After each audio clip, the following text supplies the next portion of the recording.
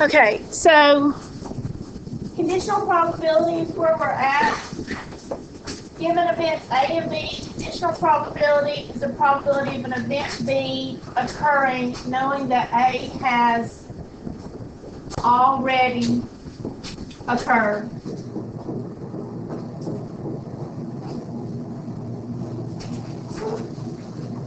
You don't want to write that sentence every time you do a conditional probability, so the notation for that is the probability of B, and we do given that with that straight line, and then A. So that's how you abbreviate it. And if you see this and you just want to read it, it literally is translated as the probability of B given A.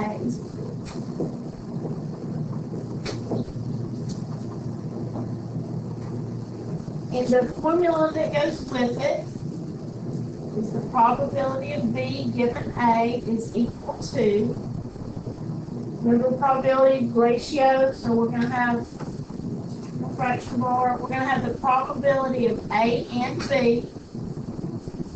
Remember when we see that and sign, we're thinking about multiplying A and B over the probability of A. And I'll show you how this works. Okay, number one, Mitchell drew a card from a standard deck of playing cards, which we know there's 52 cards in a deck. What is the probability that he drew a queen, given that the card was red? Well, in a deck of cards, there's 4 queens, and the number of cards that are red is 26. 26 red, 26 white. In case you didn't know that, it would be a problem. What is the probability that he drew a queen, given that the card was red? We have laid a condition on this probability. The condition is that the card is red. That is the thing that's already happened. That is our sample space. And remember, that goes in the denominator. So first thing I'm going to do is this bottom part. If I know the probability of getting a red, what is it? 26 over 52. What comes after this will always be what goes in your denominator, because that's what's already happened. We're only looking at the reds, okay? And if you look back up here, what goes in the numerator is the and of these two things. Probability of a queen and red. So it's the probability of getting a queen, 4 over 52. There's 4. And I'm thinking about multiplying, and the probability of getting a red, 26 over 52. Now, if you don't care, go to your calculator. I would do control divide to get a stacked fraction. You should get this ratio or this fraction.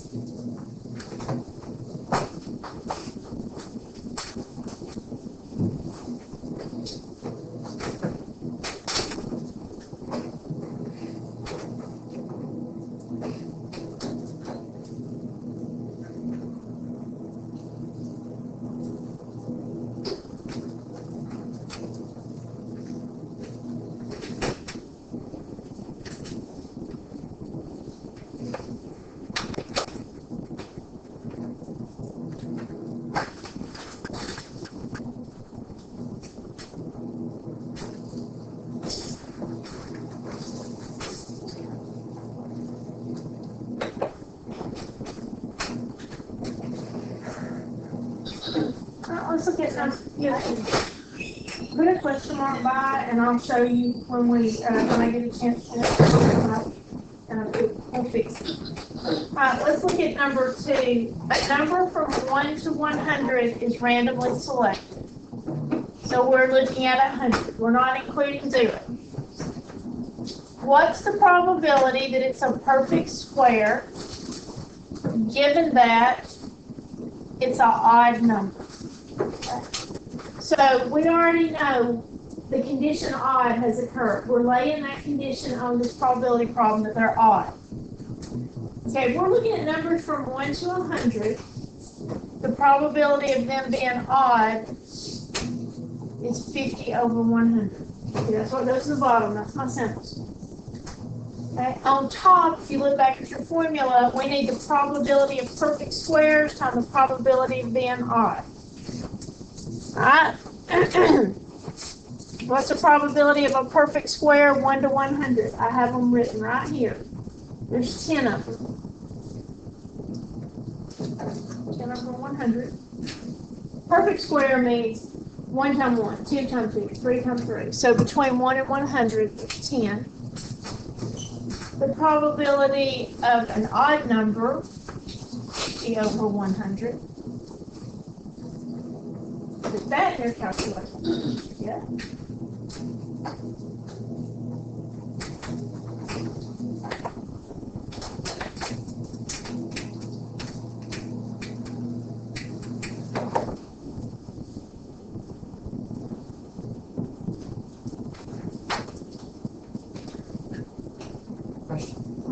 As a shortcut, can we not just take the first number and couple that? You can, and there you would not necessarily have to go through the formula to do this either. There's other ways you can do it. You could just look at all your odd numbers and then go from there.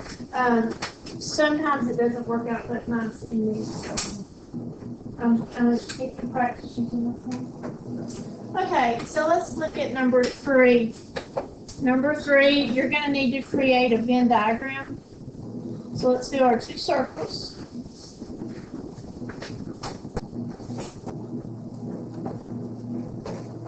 And I know you haven't had a chance to read the problem. We'll read it in just a second. But let's make the circle on the left represent people who take yoga. The one on the right represent people who take a spinning class.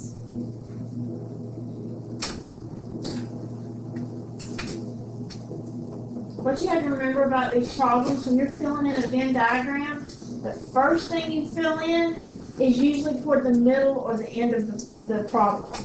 So, do you see where it says there are 62 people that take yoga, 48 that take spinning, 15 people that take yoga also take spinning. Underline that, please. 15 people that take yoga also take spinning. That's the first thing you want to put on your Venn diagram. Where do you think that 15 goes? Second. Yeah, you've got to put it here so that it shows that they're in the yoga and the spinning, okay? So that's the first thing you do. Now, it tells us that 62 take yoga. Here's what represents those that take yoga. I've already got 15 in there. What needs to go here? 62 people take yoga. And can you tell us how you got that? She subtracted to get the 47. These two numbers here go together to get my 62. You see where the problem would run in if you didn't put that in the center first. Okay, 48 takes spinning. So let's let this, see this represents my spinners. 33. And that's how you fill those out. Now our question is, what is the probability that a person takes yoga, given that we're only looking at the people that take spinning? We're not looking at the whole gym class. We're only looking at those that take spinning. So, how many, according to the problem, take spinning? 48.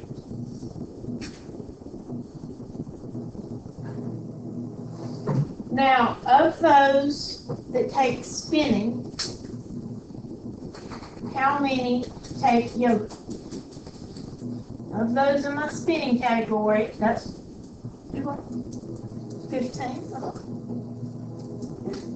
So, if you can create a Venn diagram, that takes a lot of the work out for you. Is it okay? Are you seeing how that's the intersection of the yoga and the spinning, which is what goes right here? That's your hand. Let's look at another one. So go ahead and create another Venn diagram situation. And we've got athletes and people in the band.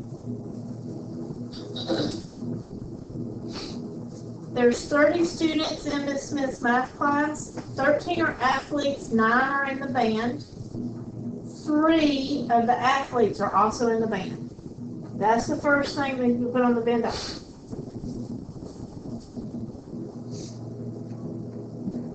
Right? If 13 are athletes, and then 9 are in the band. There's my Venn diagram. This is not directly related to this problem, it's more of a Venn diagram. But there's 19 kids right here. 10, 3, 13, 19. But there's 30 in the class. What does that tell us? So that means you're neither in band or. If you're ever looking at a Venn diagram and there's a little number in the left or right hand corner, that's the number that don't belong to either category. I don't think we need that information for this one, but I know that sometimes they put Venn diagrams on PCB. Alright, we want the probability that they're in the band, given that they're not an athlete. So we've got to figure out how many are not athletes to go right here.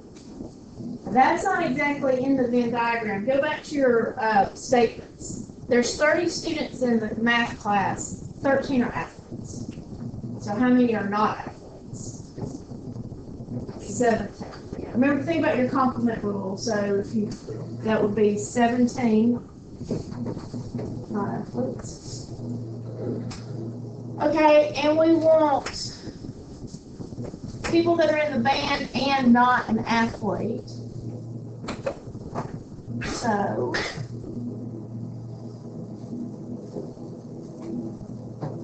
we can't include that 3 because yes, that 3, there's the band, but they're also athletes. We're looking for the intersection of band and not athletes. So that's just that. If we were looking for athlete, not band, we would do that. Okay, two-way tables. I think you'll like two-way tables because everything can pretty much be done on the table. First thing we want to do is add up all the rows and the columns and get a grand total. So I add this, get 28, 22, that adds to 50. I add this row and get 24, this row and get 26, and you should get 50 in either direction, and we do. Okay. The question says, what is the probability that you prefer football given that you're a girl?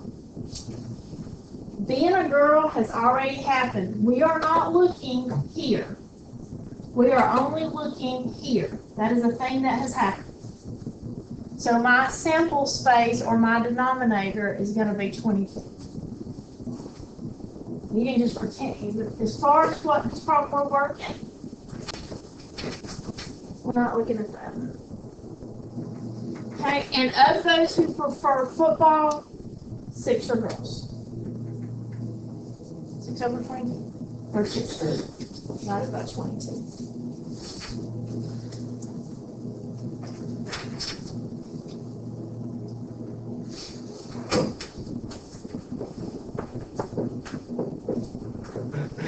Now we want the probability of boy given that hockey has already happened. So this is what we're looking at. Hockey, preferring hockey is a thing that's already happened.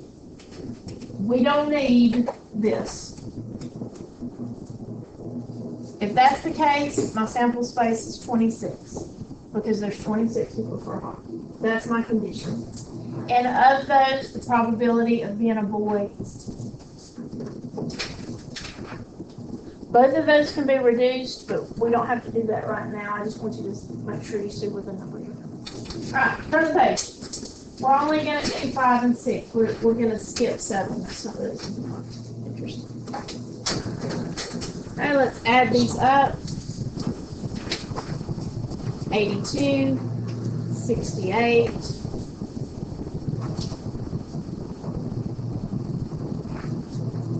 50.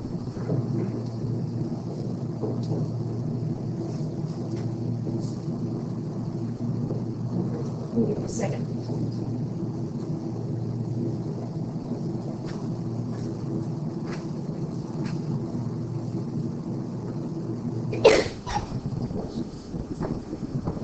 We'll do A last. I want to do B, C, and D, and then we'll hop back and get A. That's 42, 37, 71, 150, and then this was 82, 60. Alright, I want the probability of an 8th grader given that takes Spanish. That's my condition. I'm not looking at anything else. I'm not looking at all 50. I'm not 150. I'm not looking at those who took French. I'm only looking at those who take Spanish. Denominator 68. Of those, how many are 8th graders?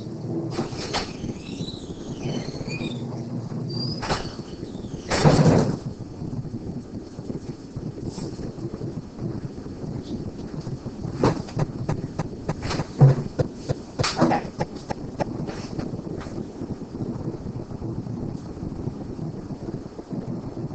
Takes French, given that they're a 6th grader. You can put your hand or paper or post-it over these other two. The condition of 6th graders is all we're looking at, and then takes French.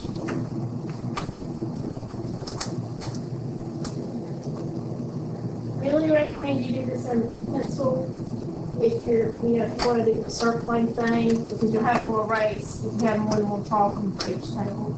And then the last one, before we get to A, the condition is takes French, but we want the probability of a 7th grader, given that we're only looking at those who take French.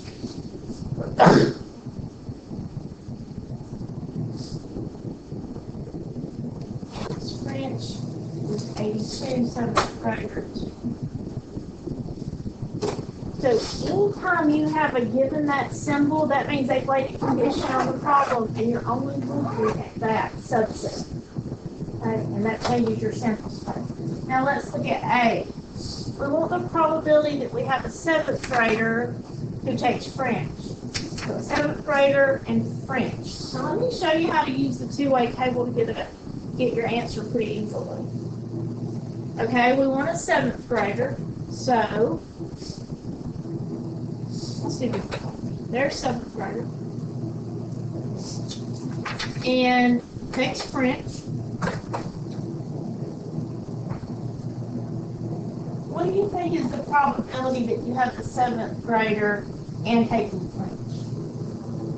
25, good. Y'all see how that's the intersection? That's sort of the same situation as when we had the Venn diagram, and that was our intersection or our end.